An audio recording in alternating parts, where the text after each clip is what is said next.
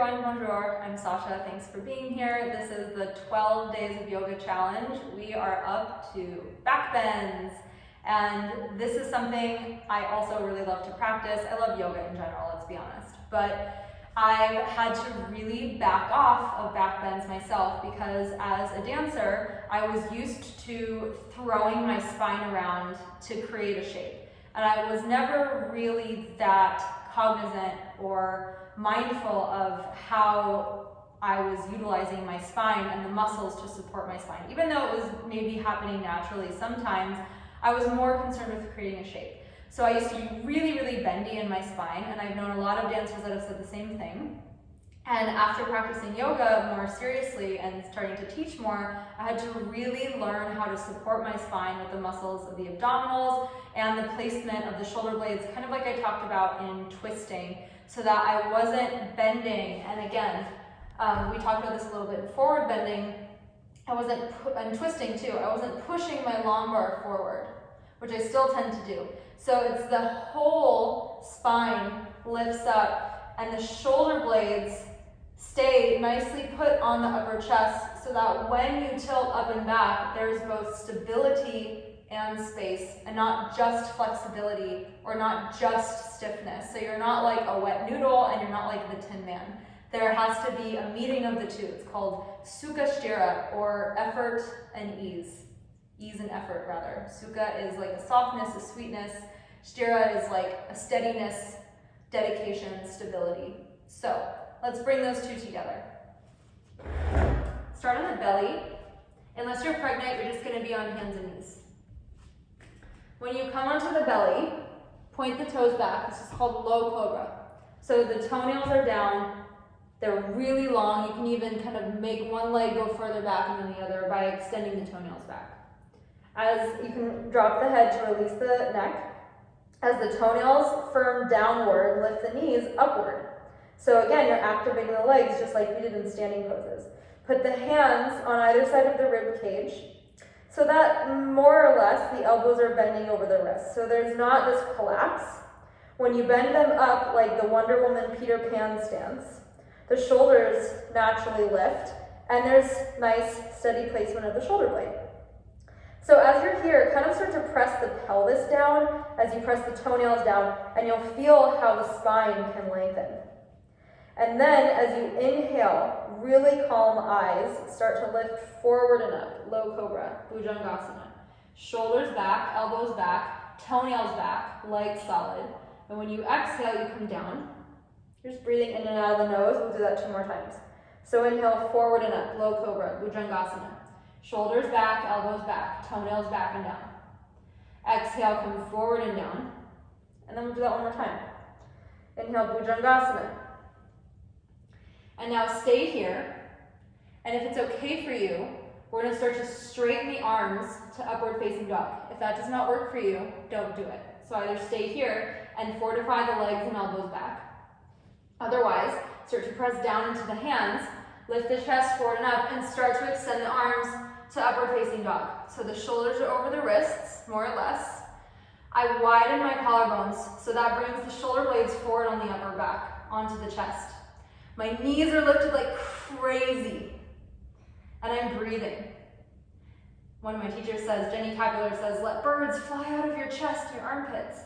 And then when you come back, you can come right to down dog and flip over, or you can come onto the knees and come to a tabletop position and just rest here. Down dog is actually a really nice lengthening posture after upward facing dog. So come to rest for a moment.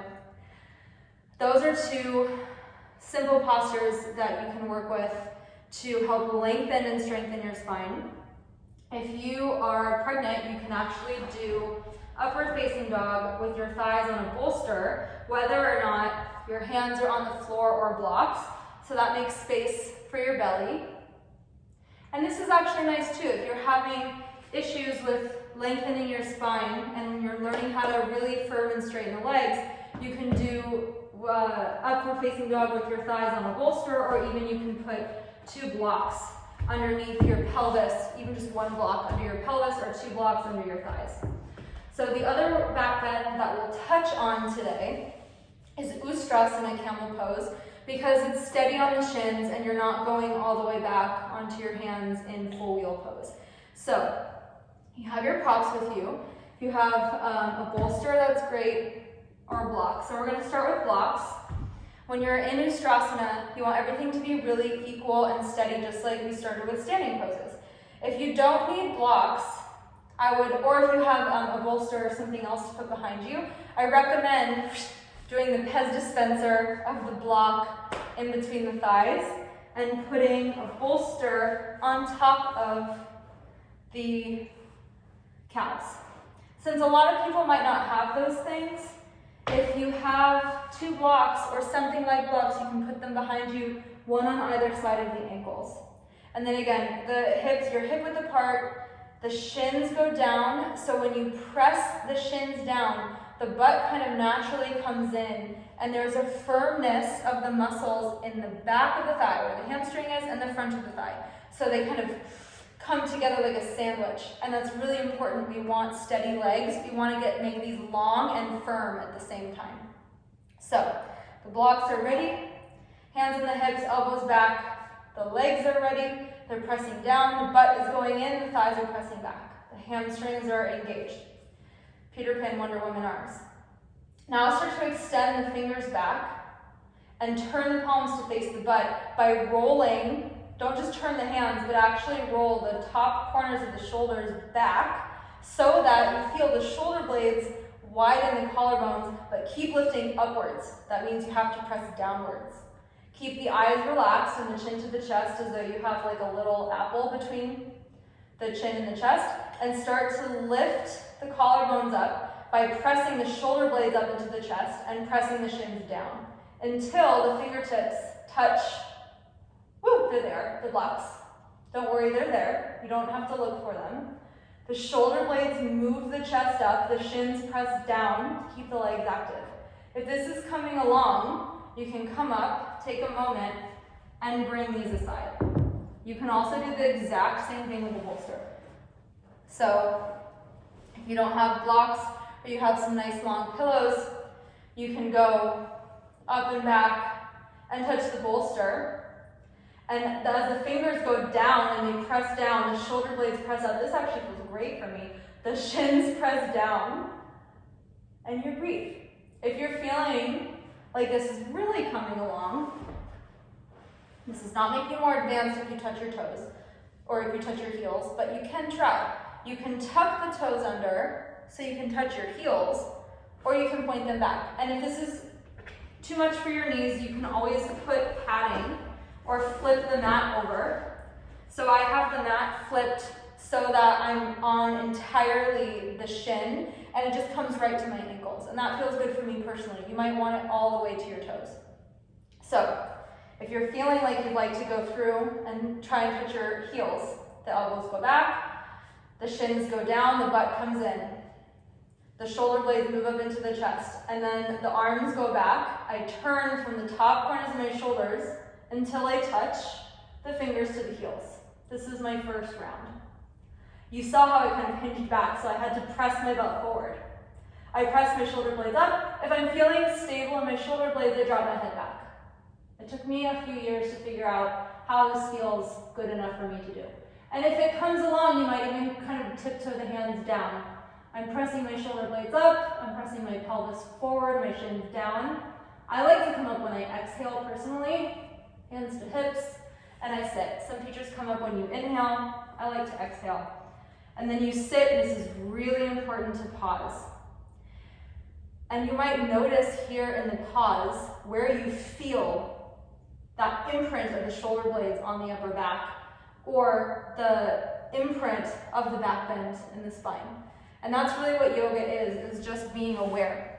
Since we can't touch this part of the body really easily with the hands, we touch it by creating a lot of strength and stability there in the muscles, and then we can access that part through sensation. And it's incredibly exhilarating to experience that steady spine and open, spacious front body. Joan Halifax said, strong back, soft heart, or soft front body. And then Brené Brown added to that wild heart, like open, spacious, receptive. But that doesn't mean that we have a weak spine. We still need something stable behind us. So I hope that was helpful. You can also apply that to back bends where the arms are up along the ears. There's still that movement of the shoulder blades steady going forward into the chest. If you have questions, please let me know, especially if you're super bendy and you're trying to cultivate more stability in your spine like I've been having to do myself. And I'll see you in the next video. Namaste. Thank you.